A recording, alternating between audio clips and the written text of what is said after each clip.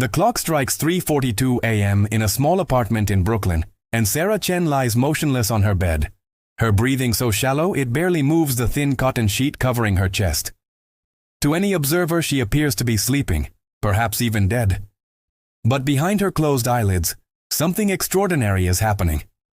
Her consciousness is dissolving into what mystics have called the void state, a realm between worlds where reality itself becomes as malleable as wet clay in the hands of a master sculptor. In exactly 17 minutes, Sarah will wake up in a life she's never lived before, in an apartment she's never rented, with memories of achievements she's never accomplished. This is not science fiction. This is not fantasy. This is the application of teachings that began with a man named Neville Goddard, who died in 1972, but whose revolutionary understanding of consciousness continues to shatter the boundaries between what we call possible and impossible. The story begins not with Sarah, but with a barbershop in St. Michael, Barbados, in the year 1905. A child named Neville Lancelot Goddard is born into a world that believes reality to be fixed, immutable, governed by physical laws that cannot be bent. The British Empire stretches across the globe like an iron chain. And in this colonial outpost, young Neville grows up surrounded by the certainty that some people are born to rule, others to serve, and that the circumstances of your birth determine the trajectory of your entire existence. But even as a child, Neville senses something different stirring within him, a quiet rebellion against the tyranny of what others call facts.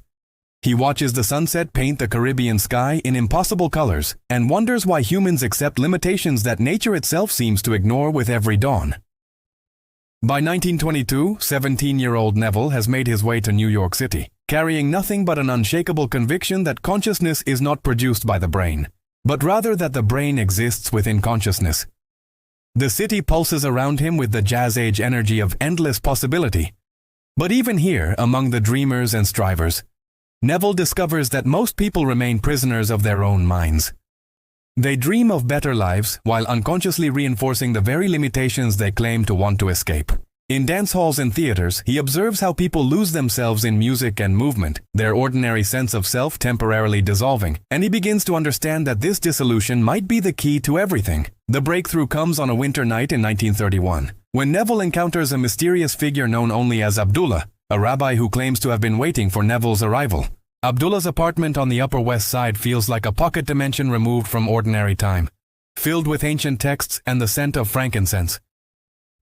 "Your name is Neville," the rabbi says upon their first meeting, "and Neville you shall remain until you fulfill your purpose. I am he who was sent to prepare the way." What follows is not traditional religious instruction, but a complete reconstruction of reality itself. Abdullah teaches Neville that the biblical stories are not historical accounts, but psychological dramas playing out within human consciousness.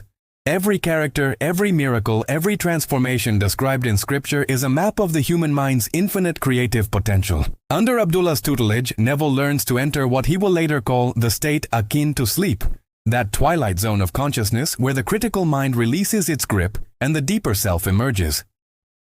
Night after night, he practices the art of controlled relaxation, allowing his body to sink into near unconsciousness while maintaining a thread of awareness so fine it seems to exist between thoughts themselves. In this liminal space, Neville discovers something that defies everything he thought he knew about the nature of existence. When consciousness is sufficiently stilled, when the chattering voice of the ego finally falls silent, reality becomes responsive to pure intention in ways that seem to violate every law of physics. The first successful experiment occurs on February 14, 1933. Neville lies in his small room, his breathing synchronized with the rhythm of his heartbeat, his awareness contracted to a single point of light in the vast darkness behind his eyelids. He has been unemployed for months, his savings depleted, his future uncertain. But tonight, instead of dwelling on his circumstances, he enters the void of pure consciousness, and from that placeless place, he assumes the feeling of already having landed the theater role he desires. Not the hope for the role, not the wish for the role, but the actual felt experience of having already been cast. When he emerges from this state 23 minutes later, he feels as though he has lived through months of rehearsals, opening nights, and standing ovations. 3 days later, a director calls with an offer for the exact part Neville had imagined. This is when Neville realizes he has stumbled upon something far more profound than a technique for manifestation. He has discovered that consciousness itself is the fundamental substance of reality, and that what we call the physical world is nothing more than consciousness crystallized into apparently solid forms. The implications are staggering. If consciousness creates reality, then by changing states of consciousness, one can literally restructure existence itself. The void state is not an escape from reality, but a return to the source code of reality, the quantum field of pure potentiality from which all experiences emerge. Throughout the 1930s and 1940s, Neville develops his understanding through careful experimentation. He learns that the void state is not merely a relaxed condition, but a specific configuration of consciousness characterized by the absence of sensory input, the suspension of linear thinking, and the dissolution of the ordinary sense of self. In this state, which he describes as being dead to the world, consciousness exists in its pure, unconditioned form, free from the limiting beliefs and assumptions that normally constrain experience. From this place of infinite potential, Neville discovers, it becomes possible to plant seeds of new realities that will inevitably sprout into physical manifestation. The technique he develops is deceptively simple yet requires extraordinary discipline. First, the practitioner must achieve complete physical relaxation, releasing every muscle, every tension, every grip the body maintains on wakefulness. Then comes the more challenging task of mental stillness, allowing thoughts to arise and pass away like clouds across an empty sky, until even the observer of thoughts begins to dissolve. In this state of consciousness without content, Neville teaches, one must gently introduce a scene that implies the fulfillment of their desired reality, not as imagination, but as memory. The key is to experience this scene not from the perspective of hoping or wishing, but from the knowing certainty of someone recalling something that has already occurred. By 1948, Neville has begun sharing his discoveries through lectures in Los Angeles, San Francisco, and New York. His audiences are initially small, composed mainly of spiritual seekers, and those desperate enough to try anything. But word spreads quickly about this soft-spoken Barbadian who claims that every person is literally God experiencing individualized existence, and that through proper understanding of consciousness, any limitation can be transcended. His lectures are unlike anything heard in metaphysical circles. No ritual, no ceremony, no external intervention required. Simply the recognition that I am is the creative power of the universe, and that by entering the void state, one can consciously direct this power to reshape reality. The testimonies begin to accumulate like snowflakes that eventually form an avalanche. A woman in San Francisco enters the void state every night for 2 weeks, experiencing herself as already married to a specific man who has shown no romantic interest in her. On the 15th night, he appears at her door with a marriage proposal. A businessman facing bankruptcy uses Neville's method to assume the state of already being financially secure, and within a month, an unexpected inheritance arrives that not only saves his company, but makes him wealthier than he had ever imagined. A mother whose son has been missing for 6 months enters the void state and experiences herself embracing him safely returned, only to receive a phone call the next morning that he has been found alive and well. What distinguishes these reports from typical manifestation stories is their precision and specificity. These are not vague improvements in circumstances, but exact replications of scenarios that were first experienced in consciousness while in the void state. It is as though these individuals have discovered a method for authoring reality itself, writing new chapters in their life story from a place outside of time and causation. Neville calls this assumption, but it is assumption of a very particular kind. Not the intellectual adoption of a belief, but the actual lived experience of being someone for whom the desired reality has already materialized. The scientific community of the 1950s dismisses such claims as coincidence or delusion, but Neville remains undeterred. He understands that consciousness research is still in its infancy, and that the materialist worldview dominant in academia cannot yet accommodate the implications of what he has discovered. Instead, he continues refining his teaching, helping others learn to navigate the subtle territories of consciousness that exist beyond the reach of ordinary awareness. He maps out the stages of the void state, the initial relaxation, the gradual dissolution of bodily sensation, the fading of mental chatter, the emergence of profound stillness, and finally that moment of complete emptiness from which all possibilities emerge.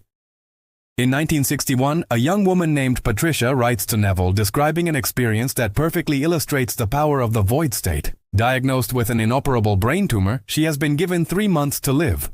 Instead of accepting this prognosis, she spends her final weeks entering the void state twice daily, each time experiencing herself as completely healthy, celebrating birthdays that her doctors say she will never see. She writes, "In those moments of absolute stillness, when I am neither Patricia nor sick nor dying, when I am pure awareness without form or limitation, I know with complete certainty that health is my natural state. I don't hope for healing. I remember being healthy. 6 months later, her tumor has vanished completely, leaving her physicians unable to explain what they reluctantly admit appears to be a miracle. This is the pattern that emerges again and again in Neville's teachings. The void state is not a place where miracles happen, but rather a return to the source from which all apparent miracles emerge.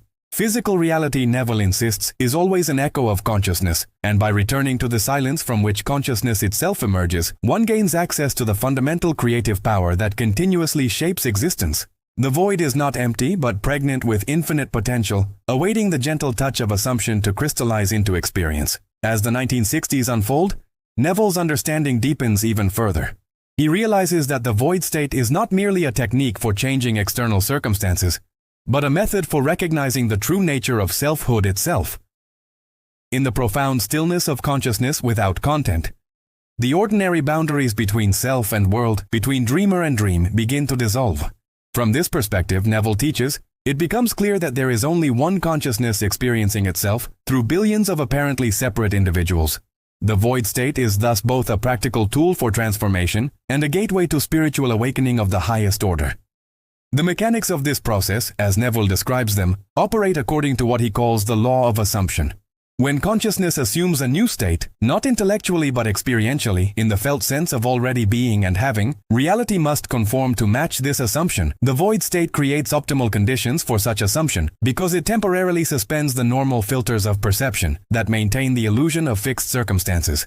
In the emptiness of pure awareness, there is no resistance to new possibilities, no contradiction from apparent facts, no interference from limiting beliefs. There is only the gentle but irresistible power of consciousness knowing itself differently. By 1968, Neville's evening lectures in Los Angeles regularly fill auditoriums with seekers from around the world. Among them is a young woman who will one day become Sarah Chen, though at this time she is known as Margaret Watson, a struggling actress whose dreams seem perpetually just out of reach. She sits in the back row of the Wilshire Ebel Theatre on October 15, 1968. Listening as Neville describes the void state with the precision of a scientist and the poetry of a mystic. Consciousness is the only reality, he says, his voice carrying the authority of decades of experimentation. Everything else is consciousness pushed out, crystallized into seemingly solid forms. To change your world, you must first return to the void of pure consciousness, and from that imageless state, assume the feeling of your wish fulfilled. Margaret begins practicing that very night, lying in her small Hollywood apartment as traffic hums past her window. She follows Neville's instructions with the dedication of someone who has nothing left to lose. Complete physical relaxation, mental stillness, the gradual dissolution of the ordinary sense of self.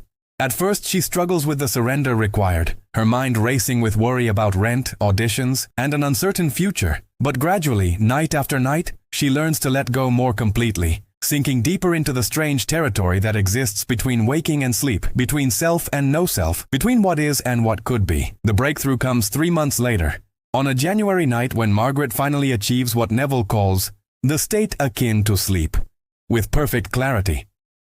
Her body has vanished, her thoughts have stilled, and she exists as pure awareness in an ocean of infinite potential. From this place of absolute emptiness, she gently introduces the scene that implies her greatest wish fulfilled. Walking onto a Broadway stage on opening night, feeling the heat of the spotlight, hearing thunderous applause. But she doesn't visualize this scene. She lives it, experiences it, remembers it as something that has already occurred. When she emerges from the void state 40 minutes later, she carries within her the unshakable knowing that her Broadway debut is not a future possibility, but a present reality working its way into manifestation. The call comes 6 weeks later. A director who has never heard of Margaret Watson contacts her agent about a last-minute replacement needed for an off-Broadway production that is transferring to the Great White Way. The role, the theater, even the specific spotlight she had experienced in the void state, everything matches with uncanny precision. As she stands in the wings on opening night, Margaret realizes she is not about to experience her Broadway debut. She is remembering it, living through an event that consciousness has already created in the timeless realm of the void. This is the power Neville spent 4 decades attempting to communicate. That reality is not a fixed stage upon which we play predetermined roles, but a fluid expression of consciousness that responds to our deepest assumptions about ourselves and our world. The void state is the portal through which we return to our true nature as the creators of our experience, the authors of our reality, the gods of our own existence. In the profound stillness of consciousness without content, we discover that we are not victims of circumstance but sculptors of possibility, not subjects of fate but directors of our own cosmic drama. Neville Goddard dies on October 1, 1972, but his teachings continue to spread through a network of students who have experienced firsthand the reality-altering power of the void state.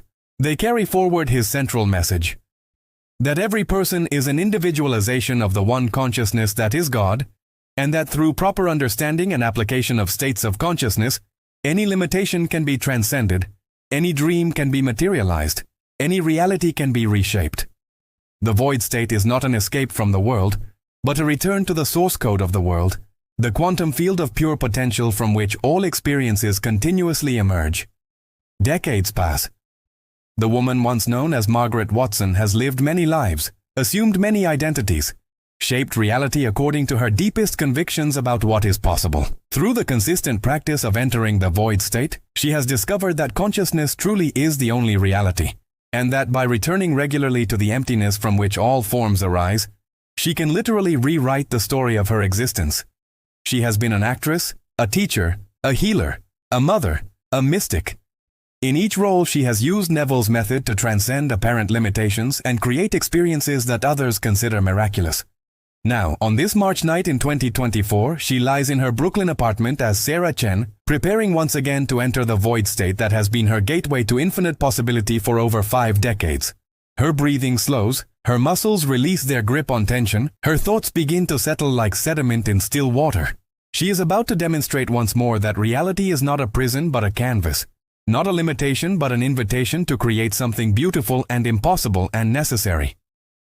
The clock shows 3:42 a.m. as Sarah's consciousness begins its familiar journey into the void, that place of absolute stillness from which all possibilities emerge. In 17 minutes, she will wake up in a different life, having once again proven that Neville Goddard's most radical claim was also his most accurate. That consciousness is the only reality, that assumption creates fact, and that in the void of pure awareness, every dreamer discovers they are also the dream itself. The technique works not because it violates the laws of reality, but because it reveals the true law that governs all existence. I am is the creative power of the universe. And in the void state, I am finally remembers what it has always been capable of creating. As Sarah's breathing becomes nearly imperceptible, and her awareness expands into the infinite darkness behind her closed eyes, somewhere across the city, another seeker is beginning their own journey into the void state, having stumbled upon Neville Goddard's teachings through a late-night internet search for answers to questions they didn't even know they were asking. The cycle continues, consciousness exploring its own infinite potential through countless individuals who dare to believe that reality is far more malleable than they were ever taught to imagine.